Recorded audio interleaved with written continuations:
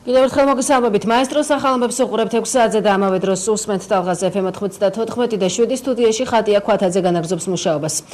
კობი გუდაურის მონაკვეთზე მოძრაობა დღის ბოლოსათვის უკვე თავისუფალი იქნება. საავტომობილო გზების დეპარტამენტის ინფორმაციით გზის ამ მონაკვეთზე ბოლო 24 საათის განმავლობაში გაწმენდით სამუშაოებში რეგიონული განვითარებისა და ინფრასტრუქტურის მინისტრიც მონაწილეობდა. კვირების შესასვლელისა და გასასვლელის ჩამოწოლილი 5-6 მეტრიანი ზავისაგან გაწმენდა ამ დროისათვის მიმდინარეობს და უკვე დღის მეორე ნახევარში ნებისმიერი სახის სატრანსპორტო საშუალებისათვის გადაადგილება თავისუფალი და შეუზღუდავი იქნება.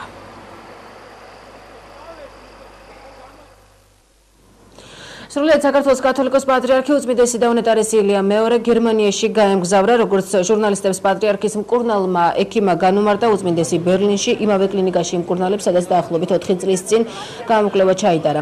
სოციალურ ქსელებში უწმიდესის ჯანმრთელობის მდგომარეობასთან დაკავშირებით გავრცელებული ინფორმაციას კი ბორჯომ ბაკურიანის მიტროპოლიტი მეუფე სერაფიმე გამოეხმაურა. უწმიდესი თბილისის საერთაშორისო აეროპორტში მრევლმა და მღვდელმთავრებმა გააცილეს გერმანიაში პატრიარქს ექიმის ისანა ჩარტავა და რამდენიმე სასულიერო პირი გახვა.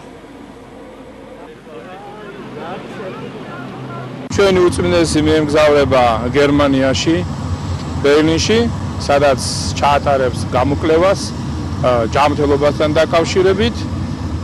იმედი გვაქვს, რომ ორ კვირაში ღვთისშეწევნით ჯანმრთელად დასვენებულა ჩაუმბრძანდება უწმიდესი, დაუბრუნდება თავის სამუშაოს.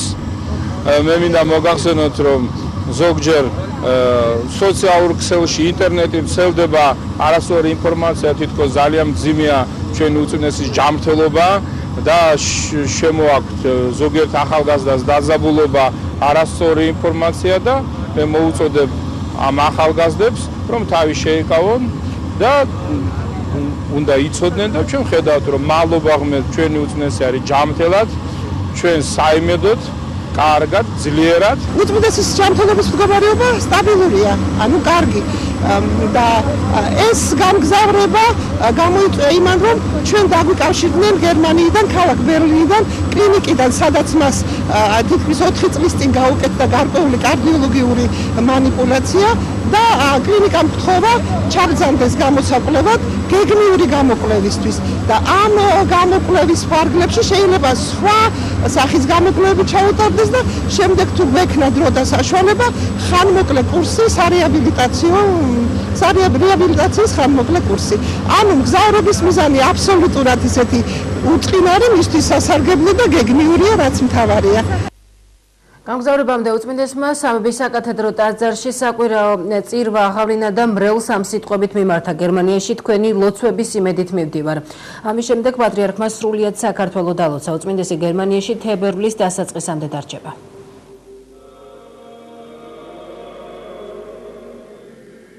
ჩვენ მივდივართ გერმანიაში, ბერლინში, იქ უნდა გამსინჯონ ექიმებმა და თქვენი ლოცვების იმედით მივდივართ. ილოცეთ ჩვენთვის, ერთ საათში ჩვენ უნდა გავიდეთ თვითმფრინავით. ჯვარი დაწერო და მშვიდობა მოგცეთ უფალო. საქართველოს საპატრიარქო დღესვე თბილისში ვერცხლის ქუჩაზე მდებარე ეკლესიასთან დაკავშირებით განცხადებას ავრცელებს. საუბარია სომხურ ტაძარზე, რომელსაც თავად სომხები სურბნ-ჩანს უწოდებენ.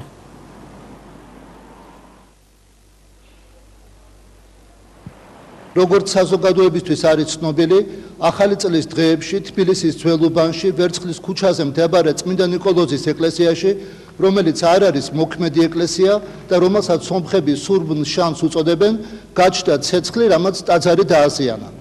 ეს ფაქტი ჩვენს გულისწყიველს იწვევს. სამწუხაროა, რომ აღნიშნულთან დაკავშირებით მასმედიაში გავრცელებული ინფორმაცია გარკვეულ ცდომილებებს შეიცავს. საქართველოს საპატრიარქოს მიაჩნია, რომ ვერცხლის ქუჩაზე მდებარე ტაძარში პირველ რიგში უნდა განხორციელდეს გადაუდებელი გამაგრებითი სამუშაოები, შემდეგ კი უნდა შეიქმნას ერთობლივი კომისია, რომელიც ჩაატარებს არქეოლოგიურ კვლევებს და დადებს სათანადო დასკვნას. ამ საქმეში კი აუცილებლად უნდა მიიღონ მონაწილეობა როგორც საქართველოს საპატრიარქოს, ისე სომხური მხარის წარმომადგენლებმა. რათა მიუკერძუებლად განისაზღვროს ტაძრის წარმომავლობა, აქედან გამომდინარე კი მისი კუთვნილების საკითხი. ანალოგიური მიდგომით უნდა განხორციელდეს სხვა სადაო ტაძრების მეცნიერული შესწავლა, და მხოლოდ ამის შემდეგ მოხდეს პარიტეტულ საწყისებზე მათი გადაცემა სომხეთში, ლორეტ აშერის ეპარქიაში საქართველოს ეკლესიისთვის, საქართველოში კი სომხური მხარისთვის. საბერძნეთის პოლიციამ კი ცნობილი ქართველი კანონიერი ქურდი დააკავა. ამის შესახებ ინფორმაციას ადგილობრივი მედია ავრცელებს, თუმცა დაკავებულის ვინაობას პოლიცია არ ასახელებს. სამართალდამცველების ინფორმაციით დაკავებული ხელმძღვანელობდა ესპანეთში, გერმანიაში, საფრანგეთში, იტალიასა და ავსტრიაში არსებულ კრიმინალებს. ეჭვმიტანილს ინტერპოლი ფულის გათეთრებისა და მკვლელობის ბრალდებით 2009 წლიდან ეძებდა. 51 წლის კანონიერი ქურდი ათენთან ახლოს დააპატიმრეს. დაკავებულია მისი 36 წლის მცველიც, რომელიც ასევე საქართველოს მოქალაქეა. კრიმინალური ავტორიტეტი ძვირადღირებულ სასტუმროში ყალბის საბუთებით ცხოვრობდა. მის ნომერში სამართალდამცველებმა 45 მმ-ის კალიბრიანი პისტოლეტი და მჭიდი 10 ვაზნით იპოვეს.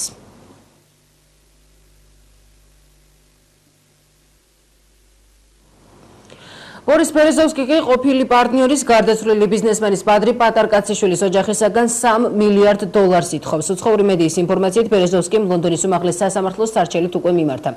საუბარია ამ თანხის ოდენობის აქტივებზე, რომელიც მოსარჩელე მხარის განცხადებით ცენტრალური აზიისა და სამხრეთ ამერიკის სივრცეში სხვადასხვა კომპანიაშია ჩადებული.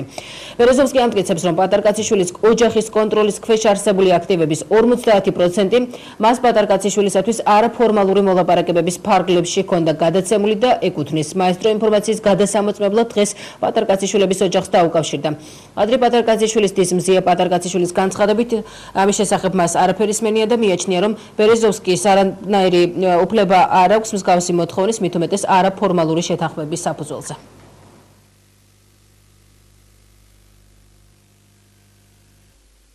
ადრიატიკის ზღვაში თურქული ტანკერის საფეთქების დროს დაღუპული ქართველი მეზღვაურის სამზებრო სამუშაოები უშედეგოდ დასრულდა, რაც შეეხება მეორე გარდაცვლილს, რომელიც აფეთქების დროს ხომალდზე იმყოფებოდა, მის ცხედარს, როდის შეამასვენებენ საქართველოში, ხვალ გაირკვევა. მალხაზ ლაზიშვილის კი ვერტმფრენებისა და ასევე სხვა საშუალებებით 6 დღის განმავლობაში ეძებდნენ დაღუპულთა ოჯახებს კომპენსაციას ტანკერის მფლობელი თურქული კომპანია გადაუხდეს. შეგახსენებთ, რომ შემთხვევა ადრიატიკის ზღვაში 16 იანვარს მოხდა ქართულ მეზღვაურებთან ერთად კაპიტანი აზერბაიჯანის მოქალაქეც გარდაიცვალა.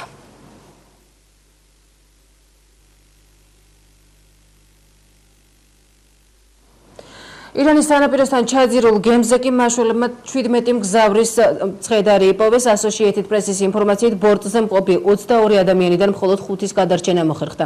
უკვე ცნობილია, რომ გემის კატასტროფის მიზეზი ძლიერი შტორმი გახდა. ხომალდს, რომელიც ორმოზის სრუტიდან მოემართებოდა, საწვავი გაუთავდა და შტორმული ციკლონის მოქმედების ზონაში შევიდა, სადაც ქარის სიჩქარე საათში 80 კილომეტრს აღწევს. შედეგად გემი გადაბრუნდა და ჩაძირვა დაიწყო. ინციდენტი საპორტო ქალაქ ბანდარ-აბასთან ახლოს მოხდა.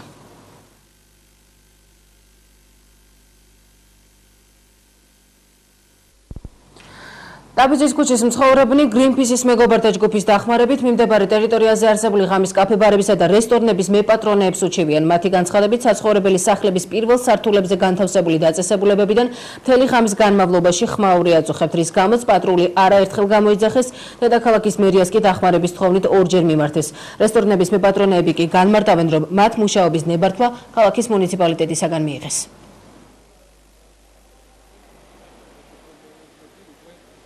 ექვსი რესტორანია გახსნილი, კიდე ხსნიან აქ რესტორნებს და არავინ არ გვეკითხება მოსახლეობას ეს რესტორნები გვინდა თუ არ გვინდა. მივმართეთ მერიას, საიდანაც არაადეკვატური პასუხი მივიღეთ, რომ ვითომ ჩვენი სახლის თავმჯდომარემ, ესე იგი გასცა უფლება, ამხანაგობის თავმჯდომარემ გასცა უფლება, რაც ნონსენსია. დილის 5 საათამდე აქ არის საშინელი ტექნომუსიკა, რომელიც ვიბრაციას და საერთოდ ვერაფრით ვერ დაახშობ, იცით? და სახლში ჩდება ბზარები, ჩვენ თვითონაც ნერვიულად ვართ, ესე იგი არ გვძინავს ღამე. ფაქტიურად, ესე იგი პარასკევი, შაბათი, კვირა ჩვენთვის არ არსებობს, სად გავიქცეთ, არ ვიცით, ესე დღეში ვარ და პატრული ყოველ ღამე მოდის, მაგრამ ისინი იძახიან, რომ ჩვენ არაფრის უფლება არ გვაქვს. კაფე-ბარების მეპატრონეები როგორ ფაქტიურად იგნორირებას გვიკეთებენ, იმიტომ რომ ღამის 12 საათის მერე იწყება რაღაც საშინელი კაკაფონია. არის რა ვიცი, გაუთავებელი როკვა დილის 6 საათამდე გრძელდება.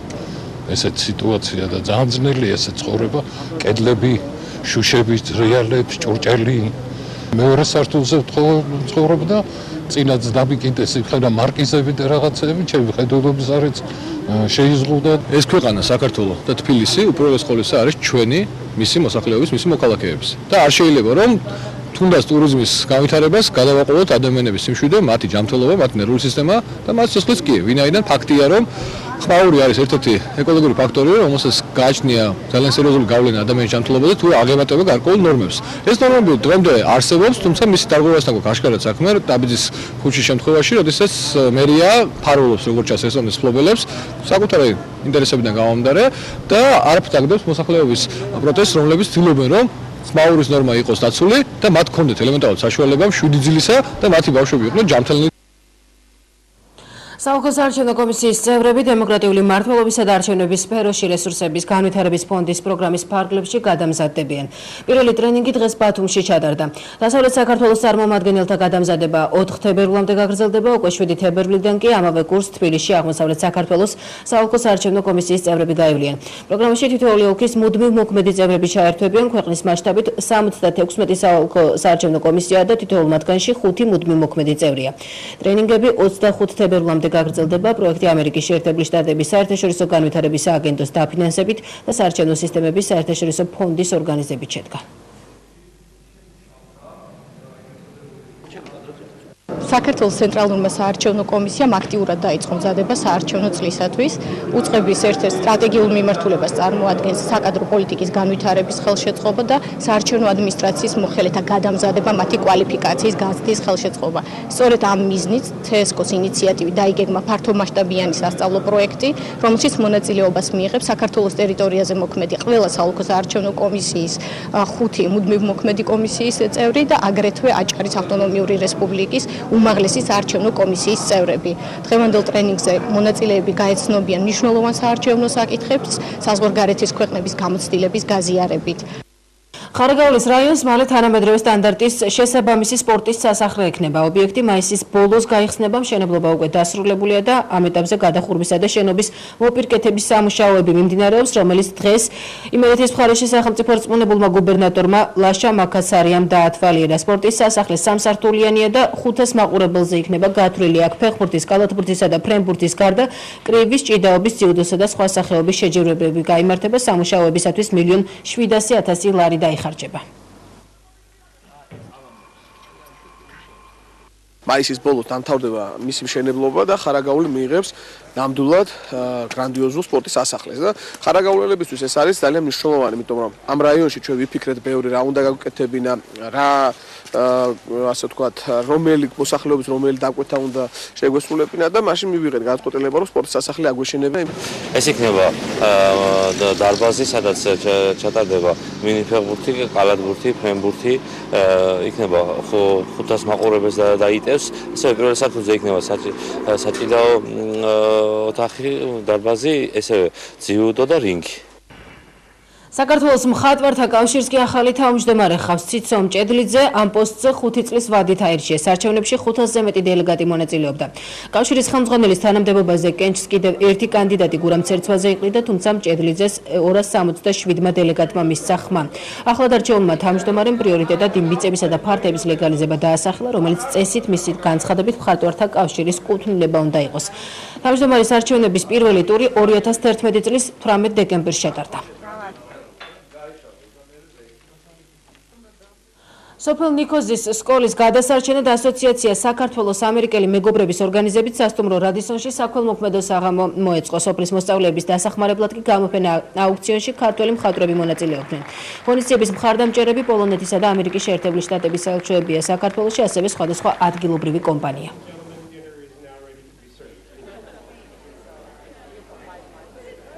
დღევანდელი საღამო არის საქართველოს ამერიკელი მეგობრების საქველმოქმედო საღამო, რომლის მთავარი მიზანია დახმარება გაუწიოთ ნიქოზში მცხოვრებ ბავშვებს, ამ ბავშვებისთვის ხელოვნების სკოლის მშენებლობას. ეს არის უნიკალური პროექტი. ნიქოზი არის ერთ-ერთი სოფელი, სადაც მოსახლეობა 2008 წლის აგვისტოს ომის მერე დაბრუნდა და აქ მეუფე ისაიას დიდი ძალისხმევით ხდება ამ რეგიონის, ამ სოფლის აღმშენებლობა. საღამოს ფარგლებში იმართება აუქციონი, რომელშიც მონაწილეობას იღებენ საქართველოში ცნობილი მხატვრები. ამ ღონისძიებას მხარს უჭერს პოლონეთის საელჩო საქართველოში, ამერიკის საელჩო, ყველაზე მსხვილი კომპანიები, რომელიც საქართველოში არსებობენ, გალფის პატრონაჟით ხდება ეს საღამო და ეს ძალიან მნიშვნელოვანია, იმიტომ რომ კორპორაციების მხარდაჭერის გარეშე ესეთი სოციალური პრობლემების გადაჭრა საქართველოში ვერ მოხერხდება. თუმანიშვილის სახელობის კინომსახიობთა განახლებულ თეატრში კი ამერიკული პიესის სამეფო ოჯახის პრემიერა შედგა. ცნობილი სცენარის მიხედვით დადგმა ქართველ რეჟისორ ქეთი დოლიძეს ეკუთვნის.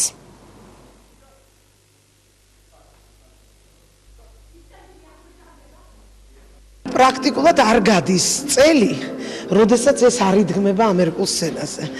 და აი ახლა ბოლო დადგმა ბროდვეიზე, ძალიან ცნობილი დადგმა იყო 2009 წელს.